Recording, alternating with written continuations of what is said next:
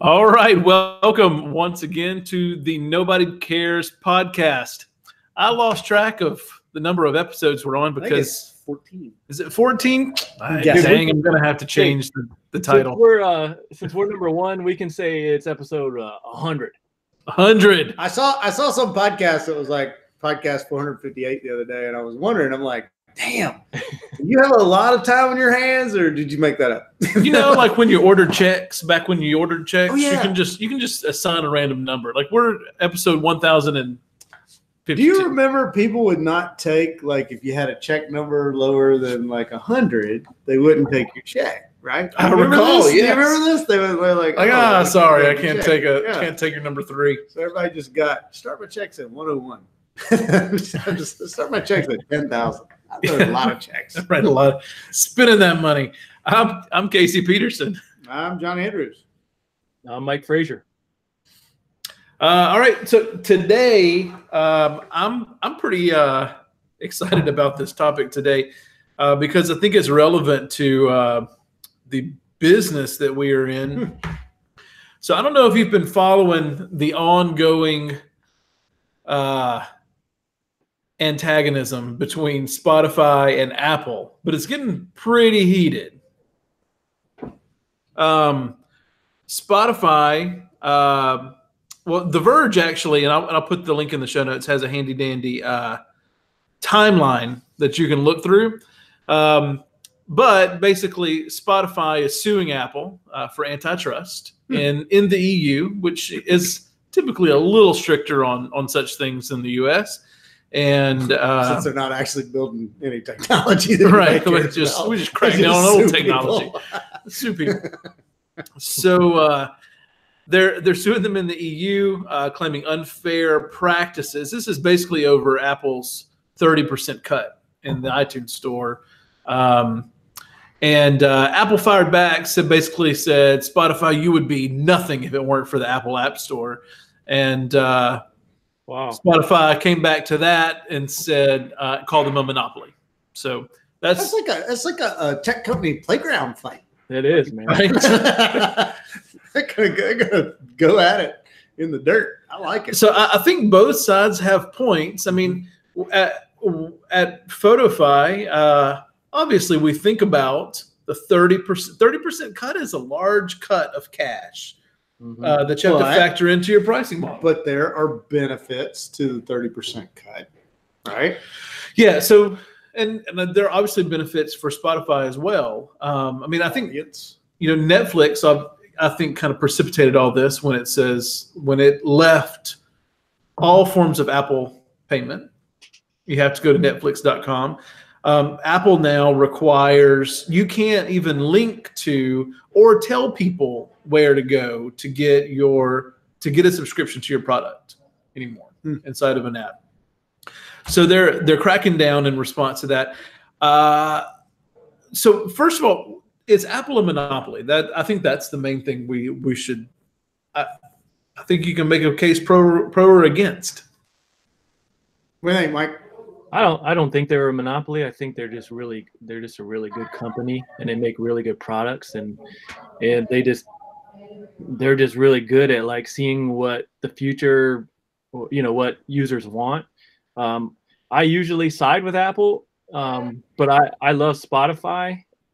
And I think it is a little frustrating when certain artists are only on Apple or certain artists are only on, certain music channels now because that kind of thing. Hey! Oh, look who's here! Ted Rubin. We're adding a new element to the show. You got to show the seat. Oh, Duke. Oh, Got to show the seat. this is my Ted is only seat. orange seat. It's orange. Orange stool. That's Photofy Orange, by the way. Hey, everybody. So we're talking about Michael was just Go Duke. Michael was just talking about if he thinks Apple is a monopoly or not. So Michael, you were saying, Yeah, I didn't think it is. I just think they're really good at kind of filling the need of what people or consumers want. But at the same time, I do like Spotify, and it really sucks that I got to pick between certain music artists that are only on Apple and certain are I hate that it's getting to that point. Yeah, but isn't that part of competition? Like, you know, you basically what you're saying is that you want Apple to be the one and only because it's easier for you. But you know, competition is so therefore Apple is not a monopoly, right, in many ways because they have competitors like Spotify, and others. You know, whether it's a Samsung product on an Android platform or things like that. And also, I think the reason they're being given that moniker is because so many people love their products. I mean, it's almost become something in this latest administration that if you've got power because people like your brand, then that power needs to be taken away. And it's not just this administration. I mean, it's being talked about a lot now on the other side of the aisle, you know, with a lot of the new candidates coming forth for the 2020 election. Well, and in Europe, we were talking earlier before you showed up, you know, I don't know if you saw that Google, Europe's antitrust case against Google, they just fined them $1.7 billion. Google doesn't have to actually do anything now because they changed.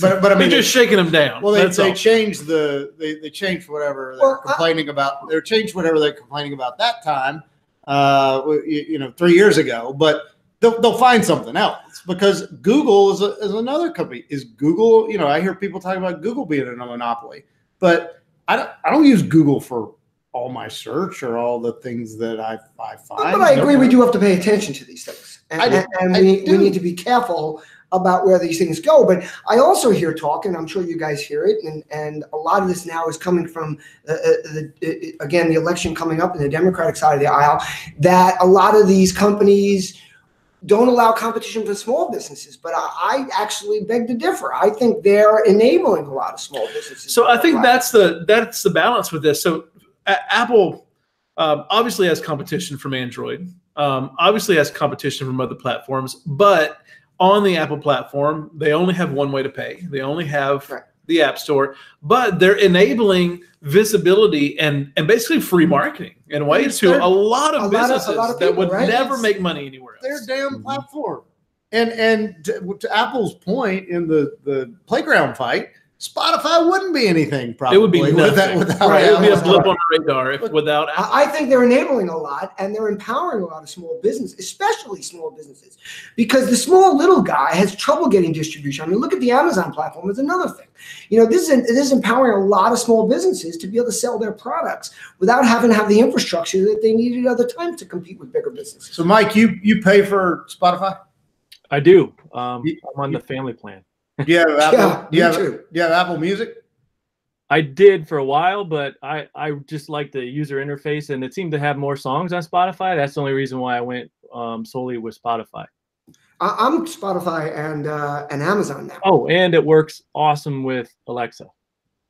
Oh. Yes, it does. It integrates great.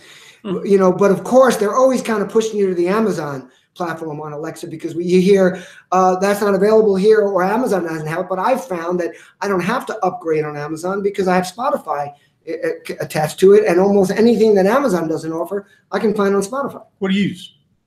I use iTunes Music. Actually, I use iTunes Music since I swapped to Android recently. Because you do that? They have an Android app. Of course they do. Yeah, and we're on the family plan, and so all my, we have lots of devices, lots of kids, and they all can listen to iTunes Music. Now let me ask you guys a question, because you have younger kids than I do. Is most of these platforms I'm on because I've been pushed to them by my kids. So I'm on Spotify because my daughter, in high school wanted Spotify. I'm on Hulu because in college she wanted Hulu. I'm on Showtime. I even have Showtime subscription now because my daughter says, "Dad, I need to watch Showtime." Gotta watch billions. I mean, I would say 90% of these things, being that my kids are older and experiencing these things a little bit more and having a little bit more, push with me, is that I'm getting on them because of them, and that's kind of guiding what I'm using. Like, I'm probably not on Apple, not so much because I chose not to be there, but because my daughter chose to be on Spotify. I don't know that. How old is your oldest? So my oldest is 15. Okay. And the younger ones certainly are not driving any decisions. I think the only about decision that, you mean? About that mac and cheese decisions. Oh my gosh, food is ridiculous. Why do the children only eat mac and cheese and chicken nuggets? I don't understand. I don't know, man. I think it's ease of swallowing. If I wouldn't weigh 300 pounds, that's all I would eat. Right. I mean, that's So, but my 15-year-old, it does drive a lot of our decisions around platform. It's actually, I've wanted to swap to Android for years, but I wouldn't because she was on iOS and she refused to try anything else because you get bullied at school if you're on Android. Do you get the fuck out? Oh no, for sure. You get bullied at school? It is totally seen as a. No, by the way, that's an important thing. Again, I'm crazy, perfect, but it's totally seen as the platform that poor kids use. Yes, that is 100% true. Really? And it doesn't matter if I have a Galaxy. Does it matter if you are poor? I mean, I have I got the brand new Galaxy S10. Like, it's just as expensive as an iPhone. I spent just as much money. and there is no legitimate reason to be on an Android to high school students. Unless you are poor and your parents buy like the $50 one at the Walmart. Tell them what happened. Tell Ted what happened. Now, that's an important thing because the way kids drive these decisions. Yeah. Tell Ted what happened when your daughter had an Android for a minute. Yeah, so the first phone I bought her was an Android because I expected her to break it, which she did. Replaced the screen 3 times. And then after the third time, I bought her a $50 cheap Android from Walmart. Like, I'm not doing it. I'm not replacing the screen again. Right. And she broke that screen, but she wouldn't take her phone out of her bag at school because people made fun of you for having an Android. And so I'm getting ready. Her birthday's coming around. I'm like, I'm going to buy you a nice, right. Well, I can That's take it. different though. It's not socioeconomic. Right. It's not socioeconomic. It's Apple snobbery. Right. And so I tell her, hey, I'll get you a new phone. I'm not going to spend $800-900 on an iPhone for you because you break all your phones, but I'll buy you a nicer Android.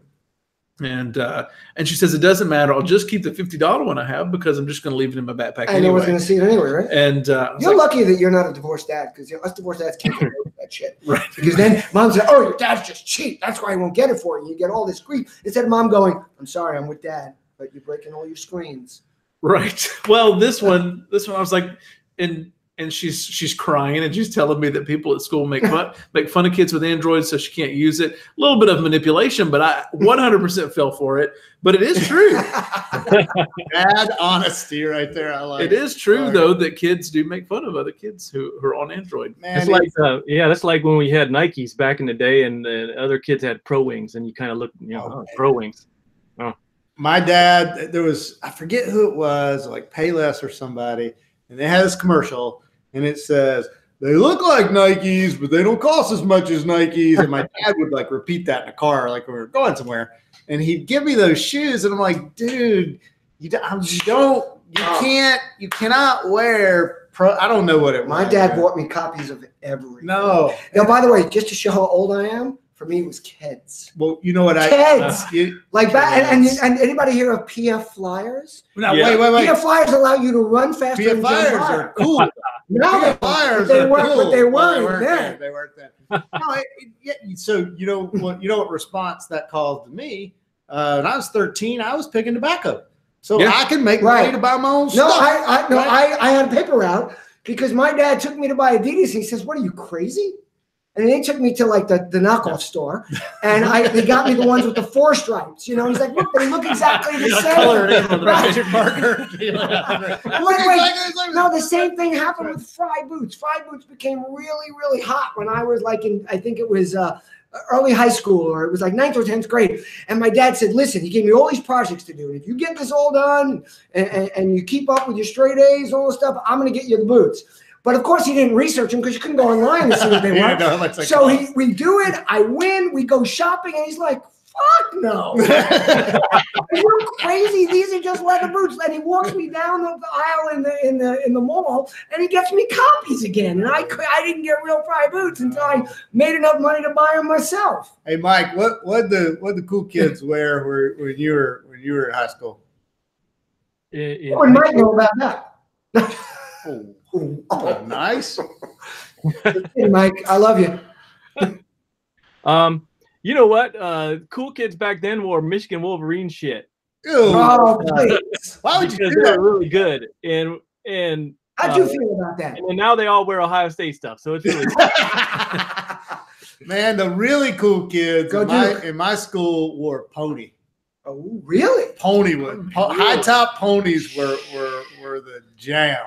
And you know what got really big at one point with me was when Kareem Abdul-Jabbar started wearing, I think they were Pumas, those green Pumas, something like that. And then the whole team had them, and they had, oh my God, he was with the Milwaukee Bucks. He was actually Lou Alcindor at the time. It was Doc Martens. Oh. That was when I was Really, where'd you grow up? Arkansas. Doug Martens were cool for a minute, but that was Well, you know, that you're was younger than yeah. you're Yeah, younger. they were. Remember when it was came out and they were Nike cross trainers. 20 years later, they became cool. What'd What'd you say, Mike? Sorry, Mike. Those Nike cross trainers. Those were the in shoe back when I was in high school. You know, both Yeah, Yeah, I do remember those. and the pump up Reeboks. Oh, those suck. remember the Those pump? suck. I tried one of those. Oh, So they've got an auto lace now. Nike has an auto lace shoe, like from Back to the Future. Oh gosh. Yeah, and they just released the 2.0 version. One more thing that we don't have to do ourselves, huh? Right. Yeah, So I can. It's a lot of work. I think it sounds perfect. I can auto lace my shoes and then order in some McDonald's from Uber Eats. Perfect. The So Pizza Hut guy you has don't the- have to bend over, and you can eat shit that kills you. It's Right. Well, perfect. you can't bend over it. It's because you can't bend it. So back to our original topic. So I was listening to CBC this morning, and so now because AT&T owns Time Warner, and everybody's starting to have these. Exactly what Mike was talking about. So my content's going to live here and on these channels, or you got to pay more. So DirecTV is starting to have battles with everyone about how much they're going to have to pay for content because they're a competitor, right? Mm-hmm. So it's going to be interesting to see how the channels fragment to the content you can get. I had a momentary, moment of anxiety Saturday when I told my wife, I said, "Hey, the new season of The Billions is coming on," and she's like, "Well, we don't have Showtime anymore because we moved to YouTube TV, right?" And I'm like, "We don't have Showtime. Well, how do I get it? I was like, do I get Showtime? We have HBO Go or whatever it is, and they're gonna be these interesting media stacks that use different stuff. Turns out with our HBO Go, we have Showtime because HBO has Showtime, and so we had it. But I was like, for a minute, I'm like, holy shit, I gotta go get this because I want to watch this show. Can we stop 1 second for a commercial break? Yeah. Uh-huh. Okay, I just want to give a quick shout out to another category owner killer. My buddy Jeffrey Barnes at Gamestop. Oh yeah, look at those. Sweet. Oh yeah, man. Got those at South by Southwest. Jeffrey was there, front row all the time, paying attention because GameStop understands things are evolving and changing, and they want to move along with it. Well, and they're in a place where if they don't, they're done. Yes. So, right. So I mean, they've got to figure because I'm not a gamer, but my games are here. Here, they're updated. You think about Fortnite. I don't have to go to a store to get Fortnite. Well, Jeffrey Barnes is cool, and I think he's a great example of what goes on at GameStop. He's a gamer, and he's been there for 25 plus years, I think. You know what though? I will say over the last couple of years, I had never been to GameStop, but they've drawn me back in the store at least 3 or 4 times over the last couple of years. And with the frequency that I buy games, that's actually a really big deal. I probably bought over 75% of games for my family from GameStop recently, and I haven't actually given it any thought until now to even notice the fact that happened. But so they are doing something right. Right. Relevant. Yep. Retail relevancy. So Mike, you're starting to see a divergence of the music you can get on Spotify versus iTunes. Is that?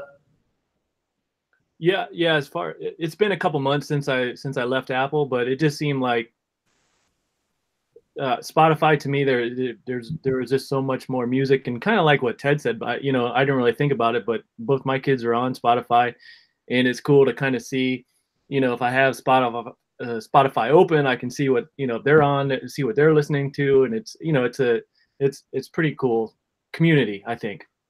Apple. That you said that, clunky. I find more stuff I'm interested in on Apple is what has been my experience, but I also haven't looked at Spotify's catalog in probably 4 or 5 years. But I wonder if so. One of the issues here is that you can't set a price. If you have a price set in Apple, you can't offer your same service somewhere else for a lower price. For a different price, right? But I wonder if there's some sort of creative way that brands like Spotify, who I mean, I'm sure I mean, it's not like they're paying artists a ton of money, right? Like artists consistently complain about Spotify, but I wonder if there is some way where they can get creative with the type of services that are offered to other platforms. So you could just charge less for Android, or you could charge less for people, give people a discount who go online and subscribe instead of in your app. Let me make sure I'm clear. So it'd be like if I wanted Spotify that I could listen to via my Alexa, I'd have a different pricing for that. Thanks, Ted. Thanks, guys. Do we bore you? Yeah, I think that. I mean, what is the solution there? Something's going to happen with this. I mean, they're both going at each other pretty hard. I don't know. I think Apple has the public sentiment behind it, but I don't know how long that will continue when another company, to Mike's point, like, hey, I never thought about it, but I really like Spotify. Like, I think enough people like Spotify, it may become an issue. You know, for me, it's ease of use. You know, I was using Tidal. I liked Tidal, Jay-Z's jam, and it was great. And then I'm just like, man, I just need my music, you know, whatever. I don't want to really think about it. So, you know, I have Pandora with commercials, which works just fine on Sonos and Alexa and whatever. And then I have iTunes, which also works on you know, the main platform I use, which is my phone, you know. And I think the ease of use is going to win out. I really believe if users had to paid $1 more for Spotify on iTunes than they did on iOS than they did for Android or online, like how many people are going to go online? Some number of people are going to go online to subscribe instead of through the App Store, but how many? I doubt it's a ton. I bet a lot of people are still going to just click subscribe right inside the app, pay with Apple Pay, scan your face, and you're done. I don't worry about it. Well, it's just like it was just like that app you told me to download, Basement. It's so much easier to sign up, you know, using the App Store to a platform than going to a website, filling out all the forms, and then I am not doing that again for anybody, right? Like you know. I'm just not doing it. I'm out. I love the stores that have, I mean, the websites that have Apple Pay enabled too. Yeah.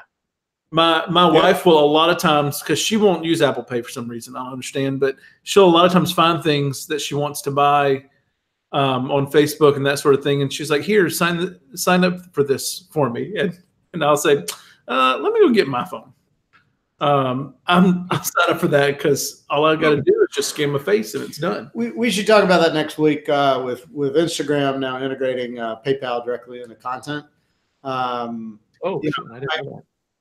think you're going to see this merge of payment and content together that just makes sense, mainly because it's just easier, right? I mean, wow, that's cool. Yeah. Well, it just makes sense, right? I go to stores now that I know I can pay with my Apple Watch. We talked about it before. I even like gas pumps. I can pay with my watch. Me too. You know, and I need more. We need more of that up here.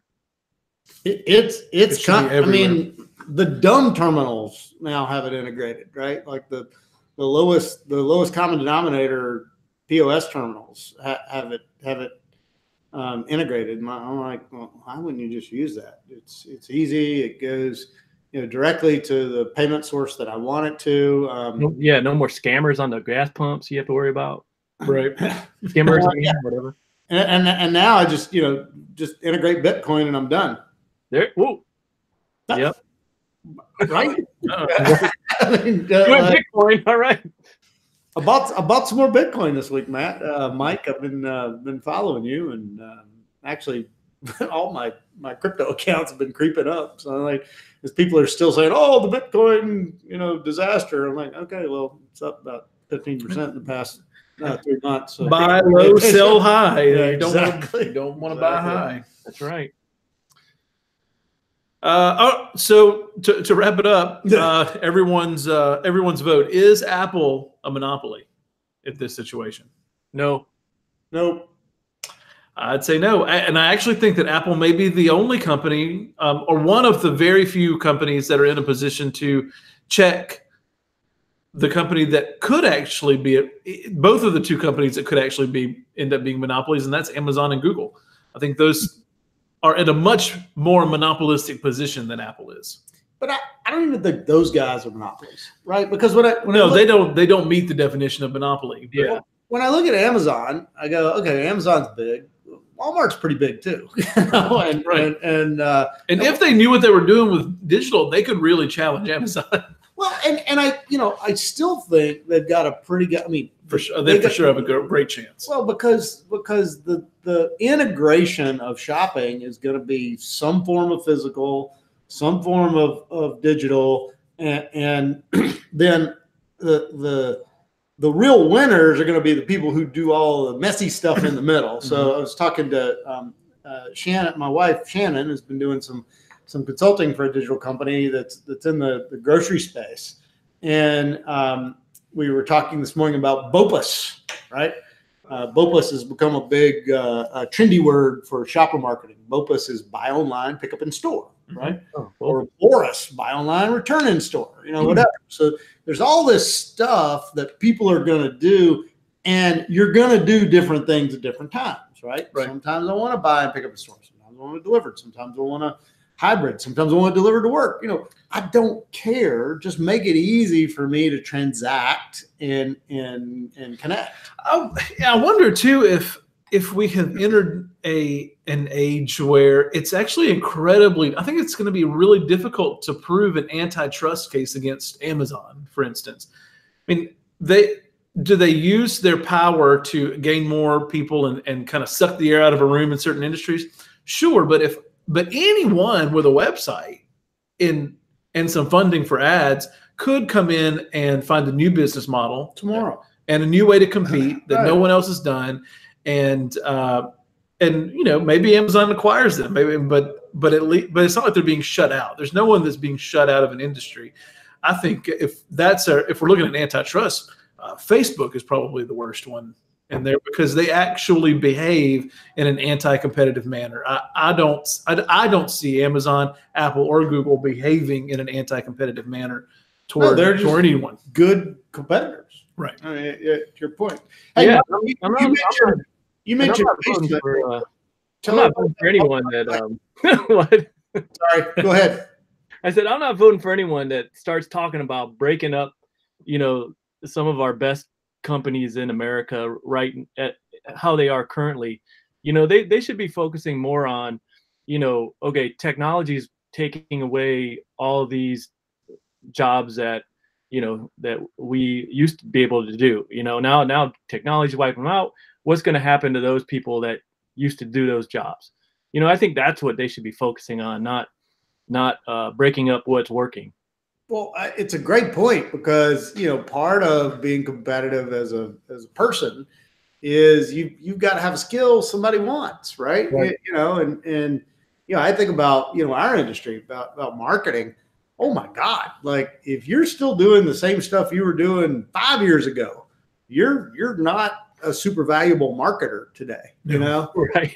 And I think and I tell you what, I meet a lot of people they're still focused on the world as it was in our space versus thinking about, where it's going. Even today, so many people are still focused on SEO and, how do I do it? And I'm like, what are you talking about? Like that is not, it is not the way that you're connected with it. Sure, you have to use it, but that's not how you're going to grow your business. You mean if you don't overstuff keywords on your website pages, it doesn't work anymore? No, and I still talk to like senior level marketers who are talking about, oh, well, our strategies and whatever. And I go search their brand and there's like nothing. I'm like, do you ever search your own brand? Right. It's amazing that probably 5-6 years ago, I heard Scott Stratton speak. And if he had never said anything else besides what he said in that meeting, brands would still be catching up to it. And I can't fathom the idea that a simple statement like, so what I heard him say was, you should focus more on creating content that people want instead of SEO, because no one ever read an article and said, man, that is a really keyword rich blog post right there. I've got to share this with my friends. But you still But no one still gets that. It's been 6 years of him saying that and writing a book about it, and you still can't get it.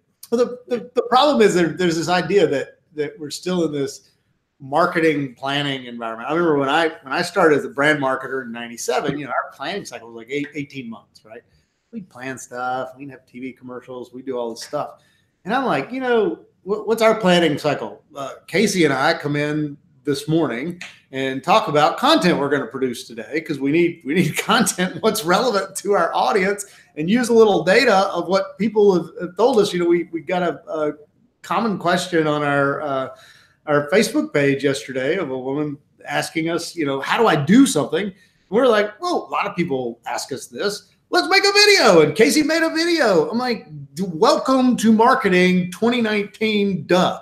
Yeah, we do it today. And this afternoon we'll do another piece. And hopefully our editing stuff will work, or we can get it out today instead of tomorrow. Right. But this idea, I got this long range plan and these tags, what, dude, no. How does a company in our industry, well, in any industry, how do you even know what next month is going to look like to plan for? I mean, I can say like, oh, okay, Easter's coming up. I should post something about Easter. But in general, how can you adapt to changing environments and plan that? I don't think that's agile. Mm-hmm. That's a great word. Agile. All right, go stuff some sites with words, Mike. What's that?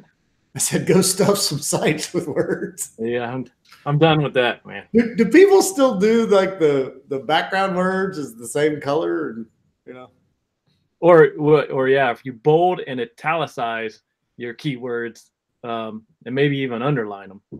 By the way, in case you didn't get the memo, Google is now your website. So I saw a great graph yesterday that showed the percentage of places people go to get stuff. It ain't your website. I mean, you need one. That's great, but nobody cares. Yeah, it's just I actually I had a client just before I moved up here last year that was a local electrical, AC, HVAC, like maintenance type of business, and they really were focusing on their website. And I was like, you know what? All you really need is that Google listing. Nobody's going to come to the electrical company in Podunk, South Arkansas's website. Let's be honest. But they all will look on Google, and then they'll call you from the Google listing. Period. That's all we need. We need enough stuff on a website to feed that Google listing. Nobody's ever going to come to your website. But they were really happy with it. I can click and call from my phone, right? Yep. I mean, is that what you tell people, Mike? That's what I tell people. Yeah, I always say, I know you want to design the website too, but yeah, website is part of it, but no, that whole, if you're a local business, geez, man, sign up for free, Google My Business, and then fill out every possible thing in there.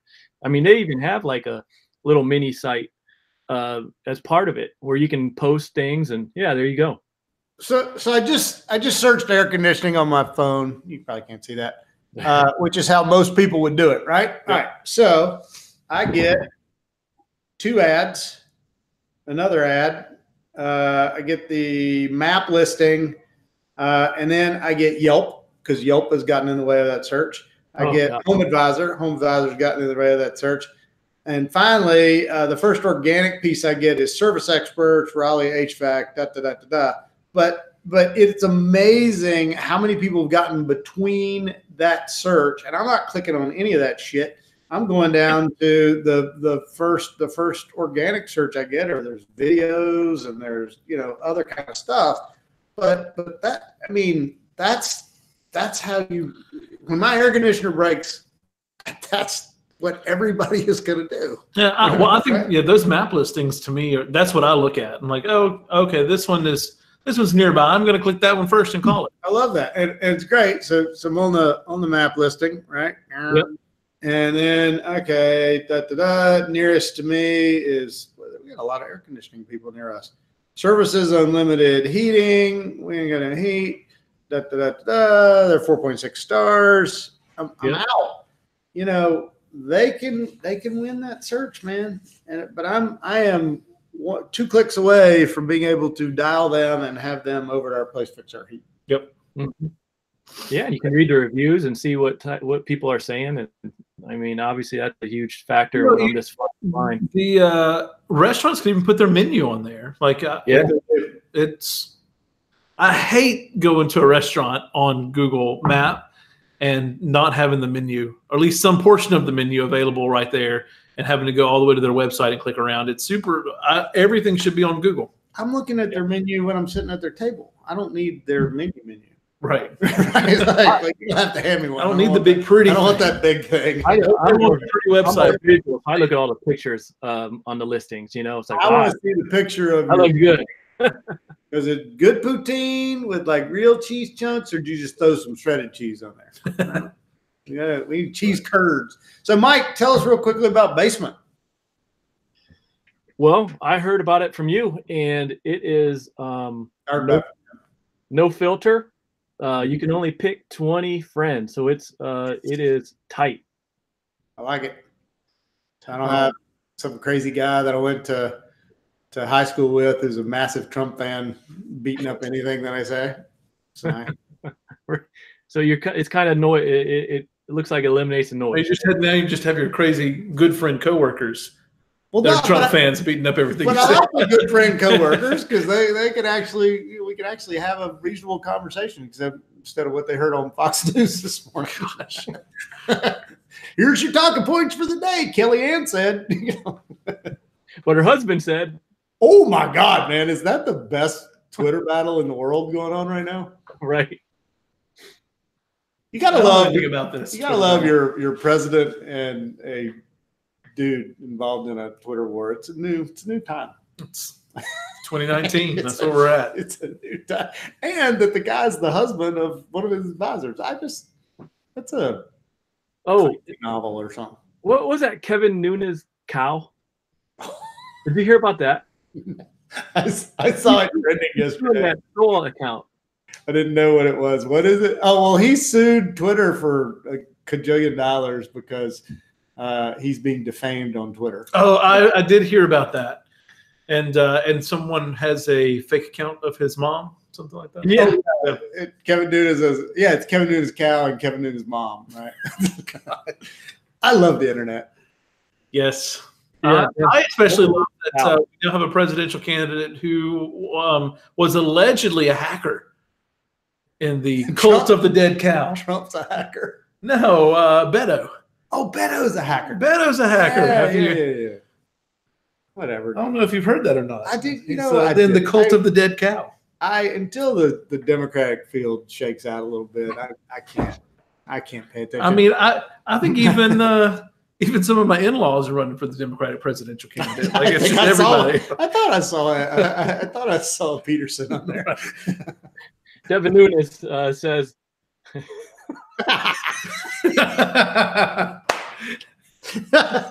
Dude. I love those troll accounts, man. Those are funny. Well, the creativity of people is awesome. I mean, it really is awesome. And I love just watching things now. And I'm like, oh, that's going to be a meme. I don't know if you remember do you remember NC State playing Villanova in the tournament a couple years ago, Mike? And NC State just played this awesome. They played out of their minds, played this awesome game, and beat Villanova at the last second. And so the band is playing, you know, Villanova's fight song or whatever, and the piccolo player is crying. And they show it on TV for like 2 seconds. And I'm like, oh my God, this could be a meme like that. And it was literally not 5 minutes. And there was somebody had overlaid the soundtrack from Titanic and slowed it down. Y'all, we'll post it. We'll put a link. It is still one of the best videos. There's I love that stuff too. So you know, we're huge Astros fans. You know, and I feel like I have to point out now we were Astros fans when they were losing 107 games a year, not winning. How does everybody, when somebody starts winning, they call everybody a bandwagon? Like, you know, right. But there was a game last year that they were losing horribly. And in the seventh inning stretch, most of the fans had left. They were at Minute Maid Stadium, the home stadium, and most of the fans had left. And seventh inning stretch, they asked everybody to get up and dance. And there is this lady who was clearly drunk out of her mind. At a baseball game? Totally alone in a whole sea of empty seats, just dancing. Just jamming. And then they come back and score 7 points in the next inning. And I'm like, that's the lady. So the next day she's everywhere, all over the internet. The meme of the day, the lady who danced the Astros back to victory. Love that. It's better than the real news of the day. It is. Damn. Come on, people. Yep. Oh, and Basement has a great meme aggregator. I don't know where they're aggregating their memes from, but I'm kudos. All right. That's awesome. Walk out. Just walk out. This Amazon's goes, the coffee cup. Just walk out. So John picked that up and walked out. Have you been to an Amazon Go yet? I have not. They don't. It's crazy to see people sticking shit in their jackets and their backpacks and whatever. It's like a weird thing the first time you do it. I'm like, oh, I guess that's the point. That's what we do now. Put it in my pocket.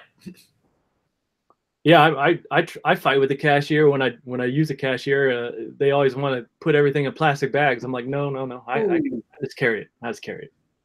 Carry it. You know, the Disney store does that now. I don't know if you've shopped. You probably don't shop there very often. Y'all don't have kids as young as mine, but you have to pay $1 for a bag, or they just want you to carry your stuff out. Like, you know, if you think about. Yeah, we're going on. This is good. Yeah. If you think about sustainability, it's really easy. Just price it in. Mm-hmm. You want a straw? Just price it in. You want a straw? You want a straw? Great. Straw's $0.25. Right? I learned to not use a straw for $0.25. Or if I really like a straw, I'll bring my own. Simple. Solving props here, people. And I sit there. I'm like, okay, so I got more than 2 things, or I got one big thing, and my kid's gonna whine if I make him carry it himself. So yeah, that's worth $1. Or no, it's not worth $1. I'm gonna take it with me. I'm going to the car right now. Easy. Yeah. Who you got in the tournament? Oh, probably Duke, right? Yeah.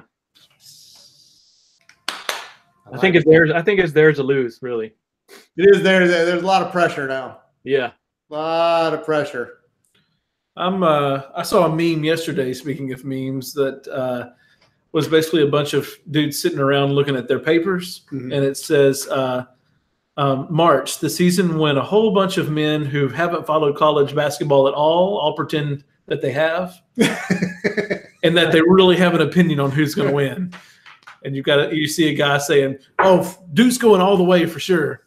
So I'll just say that too. Probably an easy. Duke's going all the way. Probably an easy pick. Pick. Watch them get knocked out by like NC. Did NC Central win? They're played tonight. You know, we used to do at a previous company. We used to do the brackets. Yeah. And I would typically get pretty far in it, but my theory was always in every matchup I picked the southernmost college. Ooh. In every matchup. It typically got you pretty far. The warm weather strategy. I like it. Well, you know, we raise people bigger and stronger in the South. Oh. That's a whole other topic. Florida State's a decent pick. I'm gonna say I don't know more southern than Florida State, but Florida State's a pretty good pick. It always worked fairly well. I never made it to the end, but I'd make it a couple rounds in. The Southern strategy. There you go, folks. Southern. This is not Southern strategy. What's the other upset? 11-6 pairing. Isn't that another one where there's usually an upset or 11-6 and yeah, something like that? So it's no pick a hot potato. Virginia. No number 16 seed Virginia. That was so funny last year. Wow. Well, their fans were awfully cocky until that's a reality check right there. First team ever. Yeah, never say never. The team get hot. All right. Cool. I think we've discussed everything. Everything. Everything. Yeah. See, the value of this show just continues to grow. If you've stuck around this long, I want to invite you to like and subscribe right down here. Ring the little bell, and you'll be notified every time we go live, and every time, because we do record this live every week. It's just not the same time every week. So you can watch live with us, or at least you can subscribe and never miss a single episode of hashtag, well, I'm a Jimmy Fallon reference. Hashtag nobody cares. Nobody cares. Peace out, suckers. Thanks. See you later. Thanks.